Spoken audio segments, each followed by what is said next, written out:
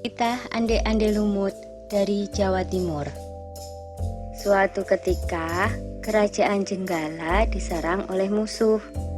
Ketika perang semakin sengit, permaisuri raja yang bernama Putri Dewi Sekartaji melarikan diri dan bersembunyi ke sebuah desa yang jauh dari Jenggala. Untuk menjaga keselamatannya, ia menyamar sebagai gadis kampung. Dewi Sekartaji tinggal di tempat Nyai Intan.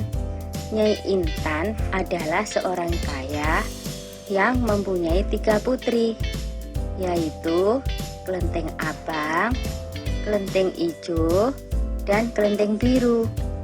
Oleh Nyai Intan, Dewi Sekartaji diangkat anak dan diberi nama Kelenteng Kuning.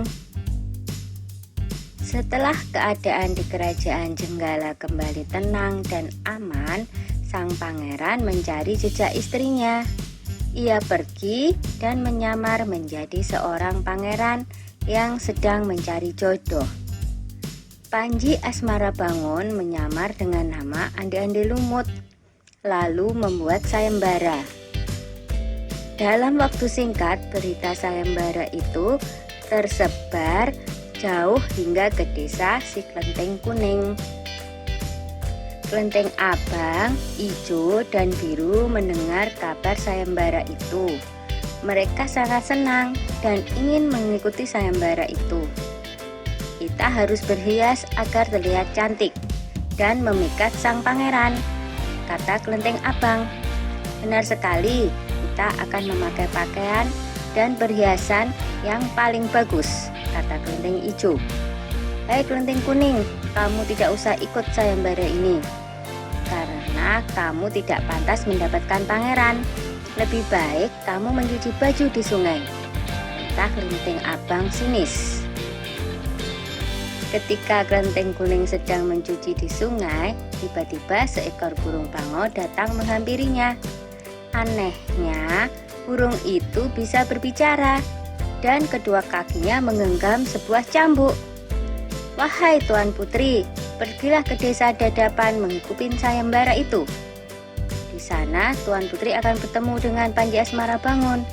Bawalah cambuk ini, siapa tahu nanti dibutuhkan, ujar sang bango sambil meletakkan cambuk itu di atas batu.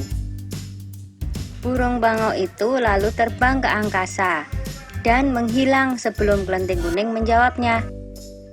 Kemudian Kelenteng Kuning kembali ke rumah dan berangkat menuju desa Dadapan. Sementara itu, di tepi sungai Bengawan Solo, ketiga saudara dan ibu angkatnya bingung karena harus menyeberangi sungai, tetapi tidak ada perahu. Bagaimana cara kita menyeberang, Bu? Tanya Kelenteng Ijo dan saudarinya. Lalu mereka melihat seekor kepiting raksasa. Kepiting itu adalah Yuyu Kangkang, utusan Ande-Ande Lumut. Dia diutus menguji para peserta sayembara yang melewati sungai tersebut. Hai kepiting raksasa, maukah kau membantu kami menyeberang sungai? Pinta Kelenteng Abang. Yuyu Kangkang tertawa lebar. Hahaha.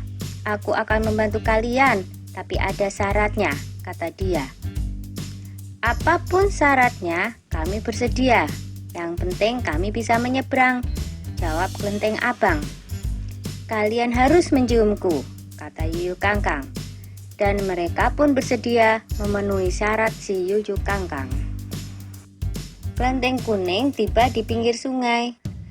Yuyu Kangkang mengajukan syarat yang sama. Tetapi Kelenteng Kuning menolak, dia tak ingin mengkhianati suaminya. Berkali-kali Kelenteng Kuning memohon, tetapi Yuyu Kangkang tetap menolak. Akhirnya Kelenteng Kuning memukulkan cambuknya ke sungai, dan seketika itu air sungai Bengawan Solo surut. Melihat itu, Yuyu Kangkang ketakutan dan segera menyeberangkan Kelenteng Kuning, bahkan mengantarnya sampai ke desa Dadapan. Sayembara pun dimulai.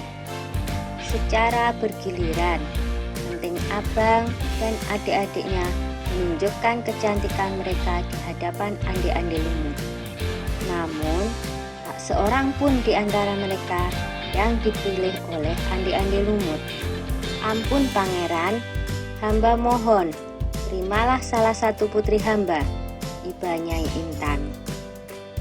Ande-ande lumut menjawab, "Wahai Nyai Intan, ketahuilah, aku tidak bisa memilih seorang pun dari putrimu, karena mereka telah mencium si Yuyu Kangkang."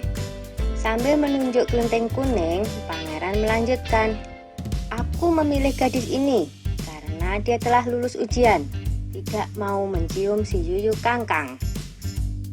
Nyai Intan dan ketiga putrinya baru sadar bahwa mereka ditolak oleh ande-ande lumut karena tidak lulus ujian. Kemudian ande-ande lumut membongkar penyamarannya dan mengatakan bahwa dia adalah Panji Asmara Bangun.